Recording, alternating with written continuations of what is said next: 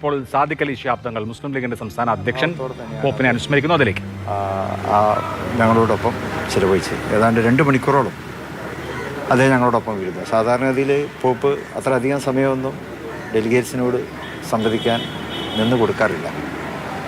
പക്ഷേ ഞങ്ങൾ ഇന്ത്യയിൽ നിന്നുള്ളവരാണ്, പ്രത്യേകിച്ച് കേരളത്തിൽ നിന്നുള്ളവരാണ് എന്നുള്ളത് കൊണ്ട് തന്നെയാണ് ആ പ്രാധാന്യം ലഭിച്ചത്. കേരളത്തിലെ മതസൗഹാർദ്ദത്തെക്കുറിച്ചും സാഹോദര്യത്തെക്കുറിച്ചും ബഹുസ്വരതയുടെ പ്രത്യേകതയെക്കുറിച്ചൊക്കെ അദ്ദേഹത്തിന് ബോധ്യമുണ്ടായിരുന്നു. പ്രത്യേകിച്ച് കേരളത്തിലെ ക്രൈസ്തവ സഭകളുമായിട്ടൊക്കെയുള്ള അദ്ദേഹത്തിൻ്റെ, അതുപോലെ തന്നെ വത്തിക്കാനുള്ള അഭേദ്യമായിട്ടുള്ള ബന്ധം, അത് തന്നെ അതിന് കാരണമായിട്ടുള്ളത്. ആ ക്രിസ്തീയ സഭയുടെ ആ ബന്ധം അത് കേരളീയ സമൂഹത്തോടും അദ്ദേഹം പങ്കുവച്ചു എന്നുള്ളതാണ്.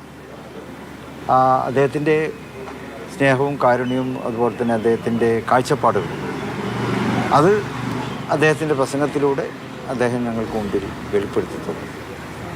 ലോക സമൂഹത്തിൽ ഉണ്ടാകേണ്ടതായ പാരസ്പര്യത്തെക്കുറിച്ചാണ് അദ്ദേഹം കൂടുതലും സംസാരിച്ചത്. ഇന്ത്യയിലേക്ക് വരണം എന്നുള്ളൊരു ആഗ്രഹം അടക്കം പുള്ളി തീർച്ചയായിട്ടും അദ്ദേഹത്തിന് ഇന്ത്യയെക്കുറിച്ച് വലിയ ഒരു മമത ഉണ്ടായിരുന്നു.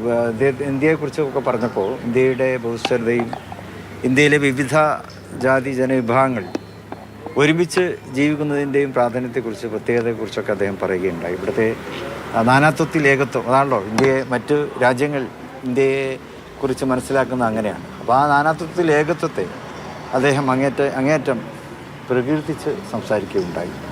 ഇന്ത്യയിലെ വിവിധ മതവിഭാഗങ്ങൾ ഇവിടെ സാഹോദര്യത്തോടെ ജീവിക്കുന്നത്, അതുപോലെ തന്നെ ഗാന്ധിജിയുടെ സന്ദേശങ്ങൾ, ഇവയൊക്കെ തന്നെ അദ്ദേഹം വന്ന് പങ്കുവെക്കുകയുണ്ടായി.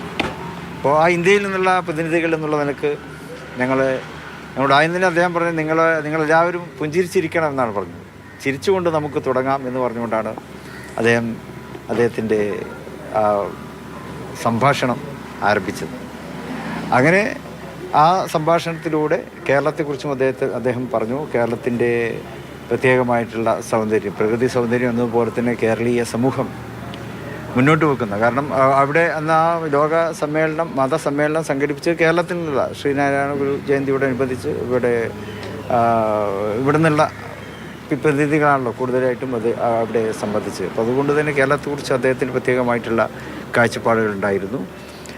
മലയാളത്തിൽ അവിടെ ഒരു സ്വാഗതഗാനം കേരളത്തിലെ കുട്ടികൾ, അതായത് വത്തിക്കാനിലുള്ള കേരളത്തിലുള്ള കുട്ടികൾ, അത് ക്രിസ്തീയരായിട്ടുള്ള കുട്ടികളാണ്, അവിടെ പഠിക്കുന്ന വിദ്യാർത്ഥികൾ, അവരാണ് മലയാളത്തിൽ പോപ്പിനെയും അതുപോലെ തന്നെ സമ്മേളനത്തെയും ഒക്കെ സ്വാഗതം ചെയ്തുകൊണ്ടുള്ള ഗാനം, മലയാളത്തിലുള്ള ഗാനം ആലപിച്ചത്.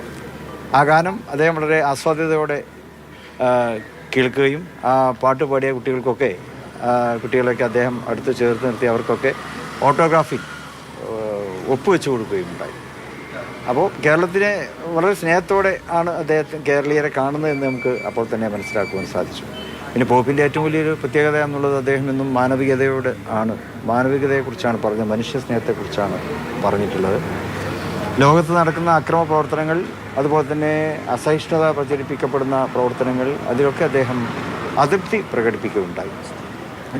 ലോകത്തെ വിവിധ രാജ്യങ്ങളിൽ ഒക്കെ നടന്നുകൊണ്ടിരിക്കുന്ന പിന്നെ തദ്ദേശീയമായിട്ടുള്ള അക്രമങ്ങളുണ്ട്, അതായത് ജാതിയുടെയും മതത്തിൻ്റെയും എന്നതുപോലെ വംശീയമായിട്ടുള്ള കാര്യങ്ങളുടെയൊക്കെ പേരിൽ നടക്കുന്ന അതിക്രമങ്ങൾ. അപ്പോൾ അതേക്കുറിച്ചൊക്കെ അദ്ദേഹം വളരെ അതൃപ്തിയോടെയാണ് സംസാരിച്ചത്. അവിടെയൊക്കെ തന്നെ നമുക്ക് മനുഷ്യ സ്നേഹത്തെ വീണ്ടെടുത്തുകൊണ്ട് അവിടെയൊക്കെ സ്നേഹവും സൗഹാർദ്ദവും ഊട്ടിയുറപ്പിക്കണമെന്ന് അദ്ദേഹം പറഞ്ഞു. പ്രത്യേകിച്ച് ഇസ്രായേൽ ജൂത സമൂഹത്തെ, അതായത് ഫലസ്തീനിലെ സമൂഹത്തിന് എതിരെ ഇസ്രായേൽ നടത്തിക്കൊണ്ടിരിക്കുന്ന നിലവേട്ടയെക്കുറിച്ചൊക്കെ തന്നെ അദ്ദേഹം എപ്പോഴും അദ്ദേഹത്തിൻ്റെ പ്രതികരണങ്ങൾ നമ്മൾ കേൾക്കുന്നതാണ്. അതിനൊക്കെ അദ്ദേഹം നിശിതമായിട്ടുള്ള ഭാഷയിൽ അദ്ദേഹം വിമർശിക്കുക ഉണ്ടായിട്ടുണ്ട്. അപ്പോൾ ലോകത്ത് സമാധാനമാണ്, സമാധാനത്തിൻ്റെ ഒരു അപ്പോസ്തലനായിരുന്നു മഹാനായ ഫ്രാൻസിസ് മാർപ്പാപ്പ.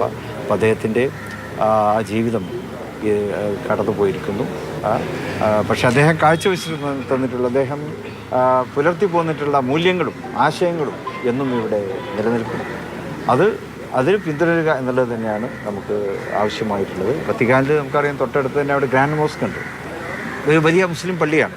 വത്തിക്കാനുമായിട്ട് സഹകരിച്ചുകൊണ്ട് തന്നെയാണ് ആ മുസ്ലിം പള്ളിയുടെ നിർമ്മാണത്തിൽ ആ കാലത്തെ പോപ്പ് മാർപ്പാപ്പന്മാർ വളരെയേറെ അതിന് സഹായിച്ചിട്ടുണ്ട്. സൗദി ഗവൺമെൻറ്റും അന്നത്തെ സൗദി രാജാവ് ഫഹദ് രാജാവും മറ്റ് മുസ്ലിം രാജ്യങ്ങളും പോപ്പിൻ്റെ ആശീർവാദത്തോടെയാണ് ആ പള്ളി നിർമ്മാണത്തിന് മുന്നിട്ടിറങ്ങിയത്. ആ പള്ളിയിൽ ഒരു സർവമത സഭയുണ്ട്. അപ്പോൾ അവിടെ എപ്പോഴും സംവാദങ്ങൾ നടക്കും.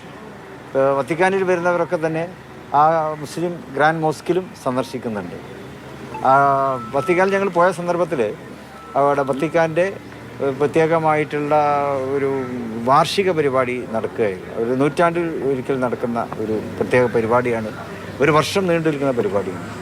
അപ്പോൾ റോമ നഗരം മുഴുവനും ആ ഒരു വർഷം അലങ്കരിച്ചുകൊണ്ടും വളരെ നല്ല വൃത്തിയാക്കിയുമാണ് നമുക്ക് കാണുവാൻ സാധിച്ചത്. അപ്പോൾ അതിൻ്റെ ഭാഗമായി പള്ളിയും മുസ്ലിം പള്ളിയും പരിസരങ്ങളും ഒക്കെ തന്നെ വളരെ നല്ല നിലക്ക് മെയിൻറ്റെയിൻ ചെയ്യുകയും പോപ്പിൻ്റെ തന്നെ വത്തിക്കാൻ്റെ കൂടി സഹായത്തോടെ അവിടെ അതുപോലെ റോമ ഗവൺമെൻറ്റിൻ്റെ സഹായത്തോടെ പള്ളിയും നവീകരിക്കുകയും വളരെ മോഡിഫൈ ചെയ്യുകയും ചെയ്തത് ഞങ്ങൾക്ക് കാണുവാൻ സാധിച്ചു.